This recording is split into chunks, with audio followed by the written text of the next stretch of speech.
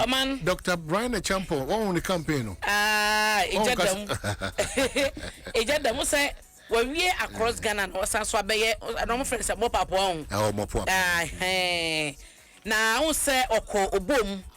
e na amasaman trobu constituencies no over the weekend yes Saturday no. Yeah.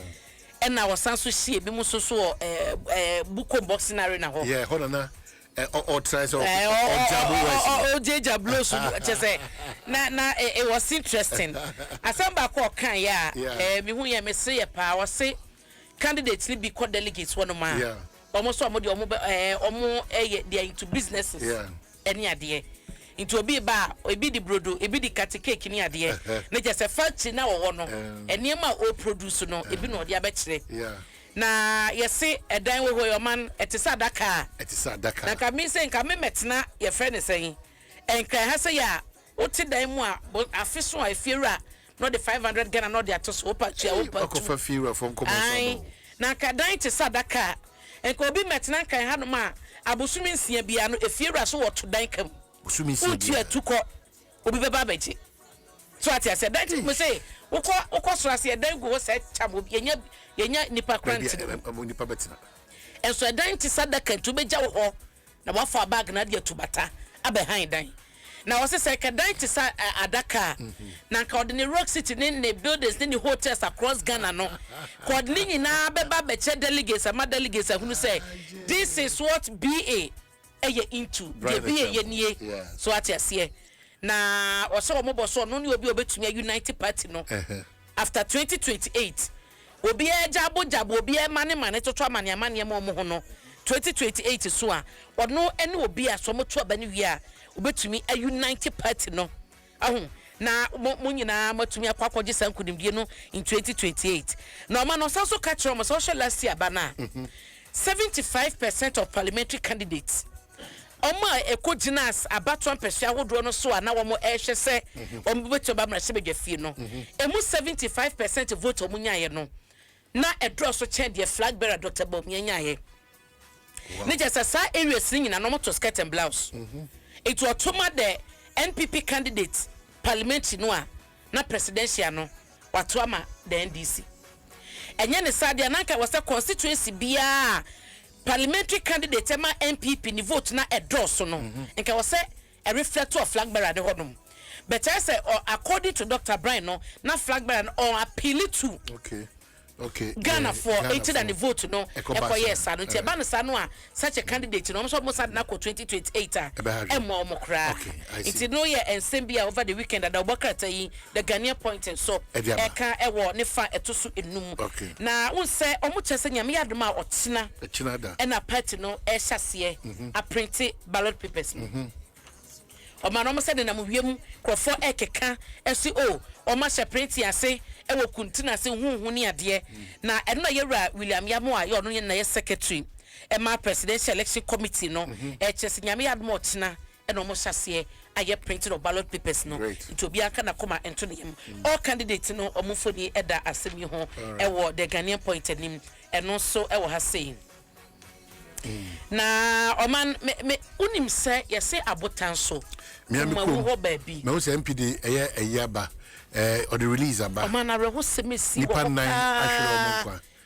it's so dangerous on two coin free kuma se man cry debi anwa car onam highway so debi o se ne selu na o ye na djuma debi na yese anya car wa fairly break terrible terrible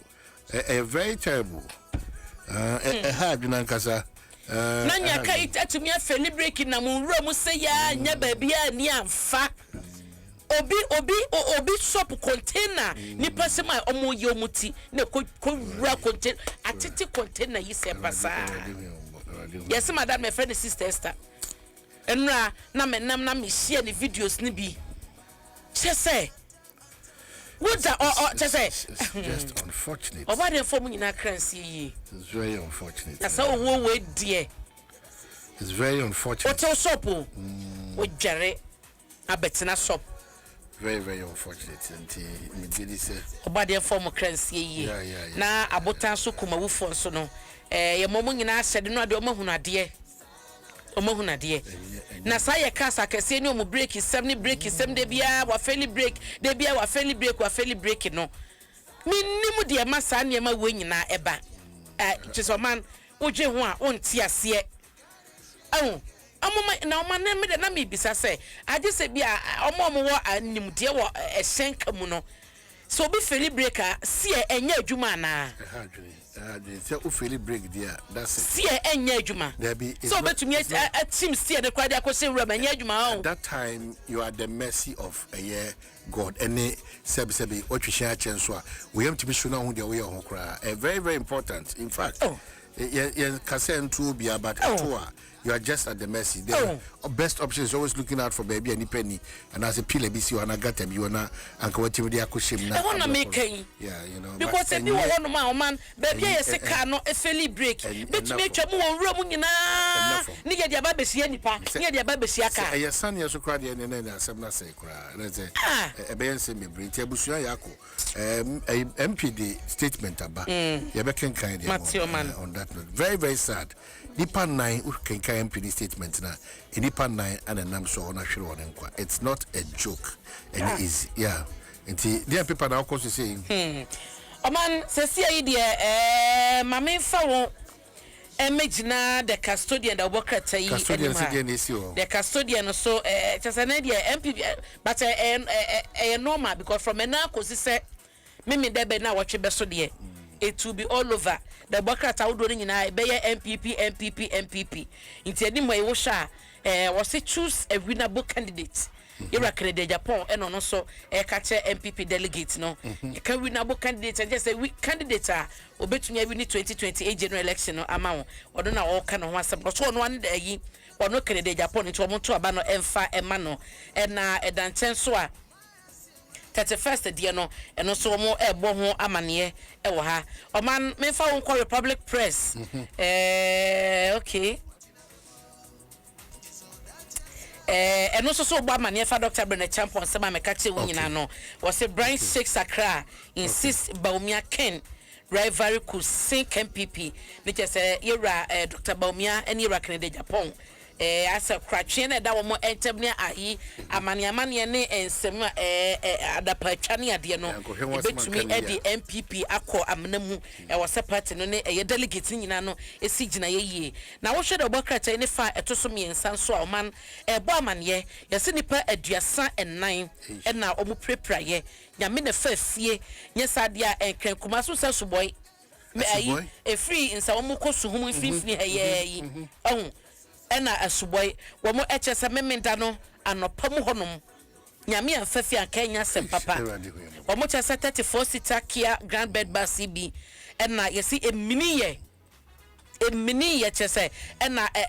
kokoto ekwan ni enfinfina chese ne o ma no mo kodo mo ba nyina no ekoka kwan so e ma so hu modum jadwuma konom ena wo mo enya konti ne chese ahomache asem o besa ahomache no me nsa memenda no ena asem no esi ya wo mo epa ye station officer 2 and chief force ne dom ko ya wo mo tubi ko hwe bebre na eprepra ye nyame fafie ma ye panya sade a kayata sempa no so Republic Press aka ho asem e wo ha na oba da inquisitor da Obokrata yi mu so a Oman se yesinya me Adom ochina ena kenofriata okwakopie mu court wo USA inte se no omo chese o face deportation no da Obokrata yi eka ho asem nyambo ochina omo court na asem no so na yebehunu se yewra Kennedy kenofriata sorry yewra kenofriata omo de neba anase omo age ano na omo deport no so a obagana anaso okọ Canada ana okọ UK they say deportation no nyambo ochina na yebehunu sade ho asem etie ebo ehasei the Obokrata yi ebo ho amania US immigration and custom enforcement ICE no eno mo chese ne visa ekita no mredudu na waso detain US no watena manabro so ena nei omo etwe na bo so a owo detention ewo honom no intino so the Obokrata yi aka ho asem oman yemra the chronicle the Obokrata mu ebo amane ya IGP yewra Christian tete hunu ni foni edaha na nso sese posifo a adwuma no se wo bribe we be ma police ni omumpe ha ho na wo no ye wadwe so be ma police ni bra police ni ko be say gu ani mase because ne police ni bia wo se na no ye nche bia na ye bo ma ba so e ma ebi mu promotion ni ade na wo kan fagidie ka enye se wo kan sake fagidie ka fagidie na wo so IGP say yeah so ati ase wo mu gidie o waden if you dey o kan sa asem no me mo dia me tansia post for Abena no share post for but e bia no be with different experience dia because Abena na wo share post for oban say o say me drive dia o be share so say that here ntino eno na ehwasam it is our prayer say a post for ebetie dia IGP kana what it means sometimes it's very worrying. We said yeah, a positive for bidimu. It's your monoma very very worrying. Yeah, the IGP as well said they only na kobo who come post ni bribe there and mguasie pa and mguasie kese pa na beka. To afa bribe ma nya positive for so. Nya positive for so. Nya positive for ti ya hweye. Wa wa line say nya road we dey nya na nam kwa so dem so be ko share police ni wa fa overload. Na nim so be ko share police dey apɛ kakra ma no. Na wa gya wo no. Hweye because ne wo nyina obi anya ye opabasobo. Adwuma de wo ye ne ye hye woni munyama eya na ye itimunya hweye na oman unkai last year mu obese November mu ne sadabraka company bo on madwuma ko bo on ma omo sesa gold modeling gold ni ade na ye hunu awia kete etuo pe kwaji sika bum ni gold ni ade ma police fo be boy amane se na anu ye nche bia so matete nipa bia omgusu ye hwehwemu na nu na amane ne kyese se ade no mu nyina aka bo mu omokoye ye no mu wie ne che no meti be ho ase kobaye ani bre koba wo baabi ene na mo so posifo atum de achi omu nyina no okay ai iti omu tese when you fresh details a da bokrata e bo amane se ye se ka no mo ko de mana na e Twitter Highlander sada kuma ba de ko bo sabra omu ko Jesse agricultural dam Apollonia ni gbechile mpotem wo baabi no e no muko jesi ye nti di omuko nye na omo e che na mente me ho ase no esori ye no e no muko abande obahati we no muko video no nie ene sika no kofa nsa sika ne yesenye sika ketwa oman 7.5 million Ghana cedis sika ne bi na yi to fom ko na semu e ba ye no adabraka de no adabraka yes awiakete o mekai pa o awiakete pepe awiakete iti afedi ya so mo ai iti post for achire wo montika no na esi heyi omo bo adwuma because na say eso mo to andro bese so ne de ebi mo kro to me plane na inter asu na sia di ne agibne ne page for no makeka mo ho nya kote wo mo iti ya na mo na nka obeso buto ne nyina na ka mo yem iti IGP mo bo adwuma one wodom mo bo adwuma pa ya ni somo adwuma mo ye update de mo kwaso afama yen ahun te mo ti omo na mo de omo ba mo ti omo na mo de omo ba na ye nyina ye hunu se de atie oman ya yeti obi aba nya kromfo ma IGP ne do mi nko ba bia ye se bibi kwaso nko tututu ne nko obi ba obi aba nya kromfo enso de bia kromfo ma na ebo ye krono krimu kromfo ma na ebo ye tuo so ati ase obi ji ne badia sa ne bantumi nya sada si ye nti no a yes obi aba nya kromfo eti de nya hweye na IGP mashase yi adwuma no munye ne saa ma yen munye ne saa fama yen na yenya saa ye safety no yenya saa ahoto no na yen koso eni adwuma enti the chronicle da bokata mu so amane o ma no de ba ye no eno no na o ma no we de mame mo amane minim se story ni bia e de no enye Ghana ha ne sie eye Nigeria but o man hye yesi papa wapie ne yire ene ne mansia ena be ma na pie frifie obaye a nkwaransia ne yire 35 years o man wunim nipa da sane atumi abo awram wo ne fie akuo mu nyina yakun kwadansia ketwa kura pete kura ka ho yakuo mu nyina na o mu hyehyɛ mu no se na eye oba no ni nuaba oba ne nafiu ejapade enti ene ese san kwara ni hono ma be ma na japade no kyese ekoma no oman Mr. Semo ya jemensema ma na no madam be kan se bi o se wo bo bra na emfa ni ba bia wo badu no ya wo wele kro po fato ense se obenyini di 60 75 ne ade ene wa ye wo oman ya kun kwaransia ni nyina abamu o a won so waja a won so kopre waja japade wasie busua na se na be ma beba na wo manyina na wo yire obi ani fie na hwese nipa gu ho yakatakata omo so adan a ajapade enti Abena for daily guide mai. Enti enya hweye o man. Alright. Enya hweye pa koma ye ne abusua di. Nti mo ye de ma mani pa hunu woni amamu a ma ne kwa ese cheso ni wokrabo a woni wono na edi wade. Nti nye se ya na de ba. Nti bi da se ba. Enya abusua nko a. Na fosem. Ye hwese ne si kire yensem mu. Ne si ton ye ho. Enya hweye. Hweye pa. Very, very important. On the 14th of February, so when say Adom from Children, you did task with and Timika say, we are Jumakubi, Afe, our phone, Bibia. In fact, what we are going to do, we are celebrating a year love in a very special way. Intimission. This is a sweet moment for a year, Yesu, na ye promoting you. We are celebrating love, we are selling with emotions, we are growing our brand only on Adom 106.3 FM, Adom FM. Would you to say, yeah, super tough. Yes, police for us about ye came. Media men can say, and tis me say, me chika say, inti me shiabi. Inti mo amodi we see a few body as a quackaswa. Yeah. Omoma. Also, if you are more quite to me, police source based in Omoma location. Particularly in your correct crumple, sir, Ubetia, IGP at. Okay. We so auntie no ano no ntika so ampotem wo ne e kone de em se adwuma di nkrofo kwan so panti IGP we dia wasuma why wasuma ene ye bo amane ene agia salim wasanya no crystal na wo moje se afena IGP ata afena IGP aka adena ba it already ni kwan se omo ye dada eno no mo ye ebinimu ba nyame adom IGP say ene de ne mofra no be hye wani wu so ye attempt to say sir anti the mofra police ni so da wutie ya emu IGP ani ma say oh to dia ba ku mienu bi ba ku bi kra hu no ase da mie wani so da bi menye ne bia ba ku bi ana ho na but enye ne dodo o man me kire say tie usa de ai say ade aka ho no uja ye den na no mo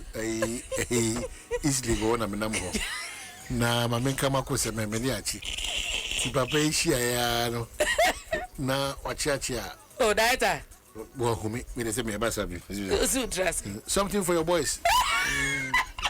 ana achi say there was a problem so and then my birthday oh o man chadu say anya bribe ti anya dey bribe and our birthday video for me national duty na your birthday video for me. Then every day, the baby.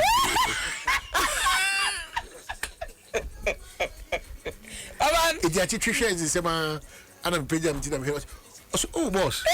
wait here, my birthday. Oh, man, I said, we are addicted. We are coming. We want to go to wedding. It would be a so so bad now, but so. O dipane de man cry enye to the senka yen fa no say e 5 e di kru a we dem pare o ma no de dabiti ire ho na e reject 3 na gi 2 e bia ye koye nim no ne se so aba reject 4 no age 1 adwuma nan kasa hye ndika e ma ho kwan sa o man but asaya che eti e yen kaka eti abeye de so mo be se ye jai kra e bit ma tra de o krecha